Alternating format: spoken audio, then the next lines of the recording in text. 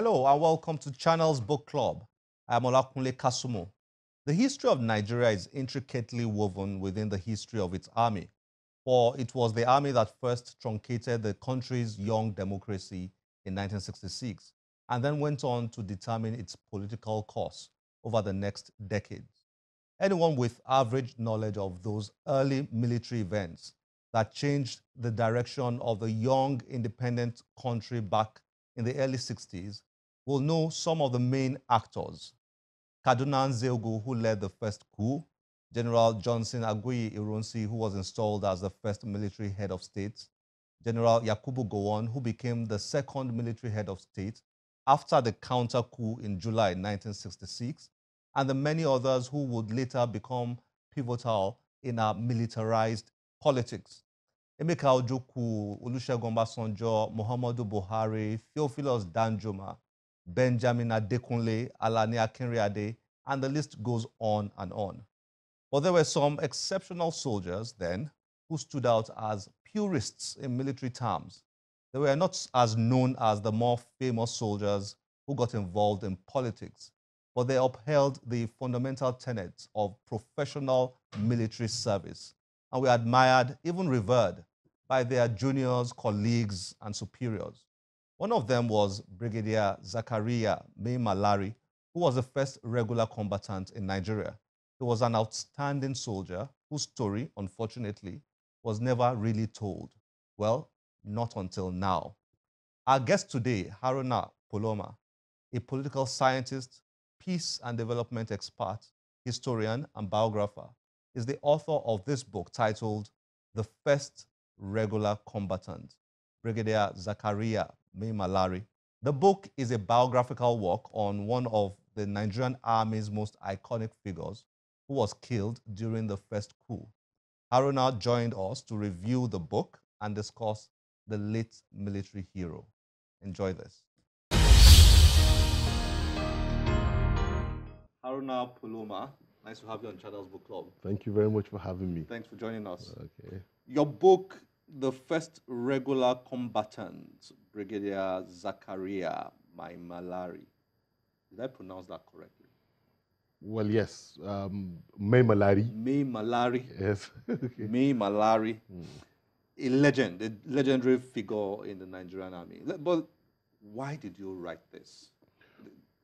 This is really good for us. We need so much more of this in Nigeria. So I was delighted when I saw a copy of your book. Thank you very much. The first thing, my primary motivation in writing about the late Brigadier Maimalari was the fact that, one, he was the first Nigerian, indeed the first African, to earn a regular combatant commission in the history of the Nigerian army. All the other officers of that era, beginning from Wellington Bassey, whose army number was N1, down to all the other officers of that era, they joined the army as other ranks, meaning they were non-commissioned officers. They were just sent on a short service, a sort of training in the United Kingdom, and then they were given commissions. So Zakariya Maimalari was the only and the first person to finish secondary school, what we call secondary school today, and then to go to a military academy, the Royal Military Academy in Sandhurst, UK, which was the foremost and still remains one of the foremost military academies in the world. So, he was the first. And to earn what then was known as the Queen's Regular Combatant Commission, because Nigeria was not even independent at the time, mark you. So, he was the first. And I found it depressing, really depressing, that nothing was brought out in our history by so many historians and writers. Instead, we find that a lot of junior officers, very, very junior to him, his boys, people he trained, were the ones that are taking all the glory and the accolades. So I said, what is this? Somebody has to do something, even though I know the culture today is we don't like writing about dead heroes. We're more interested about living presidents, governors, ministers, so that when you launch the book, they will be there and their millionaire friends will be there. But this guy died over half a century ago. And most of his friends and contemporaries are also not alive. So those who were there, for instance, when we did the public presentation of this book, General Gowan was the chairman. He came in person, but General Gowan was his junior in the army. In fact, he never even met him. They went to the same secondary school, but General Gowan never met him in school. So for me, the joy was those who remembered him and who he was came and stood by us and supported us as we tried to present this book to the public. So the wider picture and purpose then is that it's time in Nigeria we begin to look beyond, those who are being glorified. Perhaps because, not that those today who are being celebrated have not done much, but I'm saying that there are others, silent heroes, uncelebrated. And we need to come out and remember that past. And above all, to emulate the values and the traditions and legacies they left behind. If we had done that, perhaps Nigeria would not be in the quagmire that it is in today. Wow. Yeah, yeah. Beautiful. I think you've summed up how iconic it was. And what you've done here is you went to various contributors. How many? 45. 45. Excluding General Gowan, who wrote the foreword, personally. I've been involved in a project like this, and I know that must have been hard, difficult work. Very, you had to go to 45 people, get interviews, get them to narrate their opinions and views and experiences with regards to the iconic figure. Now, so they all made contributions here. General Haruna, General Yakubu, Mrs. Yakubu Palm, Colonel William Welby, Major General Joseph Garba, Major General Paul Tafa, Lieutenant General Salihu Ibrahim, Alhaji Aminu Dantata, Colonel Mohammed Mag, and I mean the list goes on and on and on. But what they all said, in some ways, were very consistent. He was a disciplinarian. He was a professional soldier, not a political soldier. Exactly. He was iconic. He was a leader that a lot of the younger soldiers saw as a role model, and really inspiring. That must have been for you. Oh yes, and this is why perhaps also those who are in the military today will take advantage of these disclosures and revelations to recall that this was a tested, a respected profession, and there were certain standards by which that profession, even the present president of Nigeria, General Buhari, Muhammad Buhari, is one of the contributors in the book, and you can read what he said. Yeah. So also Chief Olusegun Obasanjo, yeah. So they all spoke about it. He was their boss, So the beauty of it is, look at what they said about this man, and also how do we try to emulate to those standards for the narratives were also very revealing. Yeah. I mean, let's set aside Brigadier Zakaria. Let's set him aside for a minute. The narratives about the coup. He was killed in the 1966 coup. That is true. The January 1966 coup. Exactly. So the narratives about the coup, the intrigues, there were certain narratives I read here that were revealing. Indeed. About what happened around the events of 1966. Was that intentional, or it was just something that's... Well... Did you probe them to say things about the coup? Well, for some reason, whenever the name of Zakariya Maimalari pops up in a conversation, you cannot divorce or alienate it from the coup in which he was killed.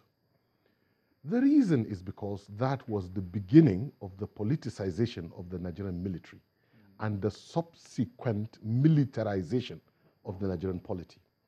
In other words, the typical training, especially of Sandhurst officers, is that they must be apolitical. They have no business in interfering with governance. Yeah. But then, around that era, given the Nigerianization policy, the British were about to pull out, and they felt, okay, the officer cadre should have enough Nigerians. So policies were brought where a quick, if you like, a sort of a sort of crash program, yeah, to bring in Nigeria, promotion. speedy recruitments. So you had the likes of Emmanuel Ifiajuna, Ademoega, and so on. In fact, most of the participants in that first coup were university graduates who had radicalized ideas about revolutions and whatnot, and they found themselves in the military. And those were the ones that spearheaded that coup. And that is why, if you read, for instance, in my book, the account of Colonel Tony Eze. Colonel Tony Eze is late now. He was the first corps commander of the Nigerian Signal Corps of the Army. He took over directly from the British, and he was the first corps commander of the Signal Corps. And he said, you know, after that coup, he was also Sandhurst trained. He said, you know, after the coup, I called Kaduna Nzogu, Chukuma Kaduna Nzogu, and I damned him. He said, forget I'm an Igbo man like him. I damned him. I said to him, you went to Sandhurst. Where did you learn to stage a coup? This is not what we were taught to do.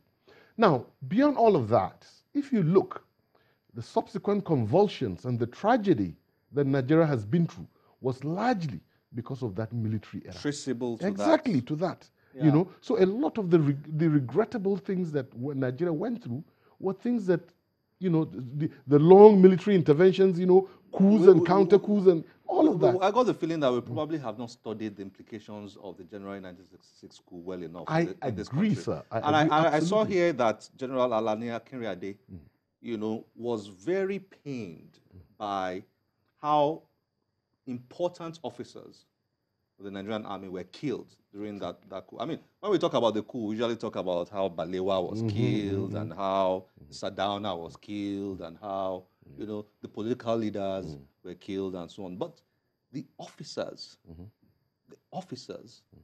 professionals, the well-respected officers who were killed, there were quite a number of them. Exactly. And it changed the army. And General Akinrade was even pained by the fact that it also destroyed the esprit de corps in the military. Spirit of unity in the army. Exactly. Because, you know, in those days, when they travel from one place to another, they don't stay in hotels, so they will go and look, where's the next officer? They are all brothers.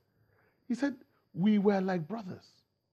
If you travel, you leave your wife and children, she's safe because all your fellow officers will look after her.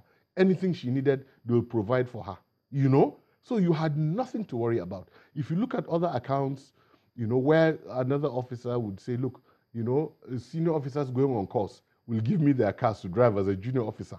The case of, he was one of the contributors there, he was a former Minister of Police Affairs, Jemmy Bewon, he's there in the book. He said, you know, one of my senior officers, even his fiancée that he wanted to marry, when he went on course, he told her family that it's only this officer that I allow. You can take out my wife on social. Do you understand that kind of trust? Yeah. You leave your girlfriend, you know, knowing that nothing will, you know. That coup killed it. It killed all of that.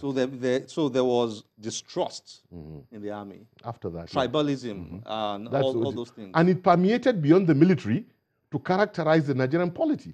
And that is some of the things that we are now fighting to reverse or eliminate. Tribalism, nepotism, corruption. Corruption, you know, is not just about stealing money. Moral corruption, professional, you know, those kind of malpractices that permeate the Nigerian society. Some people have claimed that in Nigerianizing the army, the British were biased towards the north. Okay. And Brigadier Zakaria typified that move by the British. What's your take on that? What I want to stay here... Is it seen? No, it's not true. As that? It's not true because up to this very moment as we speak, the British Army, up till today, if you are commissioned from the rank and file, you never go beyond the rank of a lieutenant colonel, up till today. Okay. In other words, from Wellington Bassey to all the others who contested for the first GOC of the army, none of them was even qualified. It's only Zakariya Maimalari being a regular combatant. So it was strictly based on... It's to merit, strictly. But they didn't even do it. They still gave it to you, to your... I think I'm going to bring you back here. Let's talk some more about this. We'd love to talk about this, but we've run out of time now, and we have to close this. Thank you very much for joining us. Thank you very much. It's a pleasure. Congrats on your book. Thank you very much. I'm grateful. Nice to have you here. All right. Thank you.